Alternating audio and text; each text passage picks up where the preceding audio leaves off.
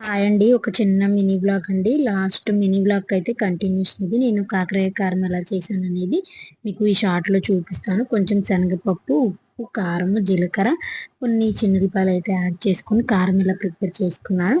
కాకరకాయలను అయితే ముందుగా వేయించేసాను నూనెలో. ఇలా కొంచెం హోల్స్ చేసుకొని కారం అంతా స్టఫ్ లాగా మొత్తం అంతా కూడా అప్లై చేసుకున్నానండి. తర్వాత మంచిగా ఆయిల్ వేసి తాలింపు అయితే వేసుకున్నాను. కొన్ని తాలింపు గింజలు అలానే కరివేపాకు వేసి ఇంకా ఈ మిక్సీ పట్టుకున్న కారాన్ని అయితే వేసేసాను. తర్వాత కారం కూడా కొంచెం వేగిన తర్వాత ఇదిగోండి కరివేపాకు యాడ్ చేసుకున్నాను. ఇదంతా కూడా మంచిగా ఫ్రై అయిన తర్వాత కాకరకాయ ముక్కలను కూడా వేసి ఒక 5 మినిట్స్ అలా ఫ్రై చేసుకోండి. మనకి చాలా అంటే చాలా బాగుంటుంది కాకరకాయ కారం. మనకి ఒక 4 డేస్ అయినా అలా నిల్వ ఉండిపోతుందండి.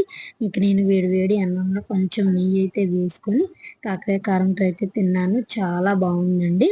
మనకి ఎప్పుడన్నా నోటికి కారం కారంగా తినాలనిపించినప్పుడు ఇలా చేసుకున్నారంటే కమ్మగా ఉంటుందండి. ఖచ్చితంగా మీకు ట్రై చేసి నాకు కామెంట్ చేయండి ఎలా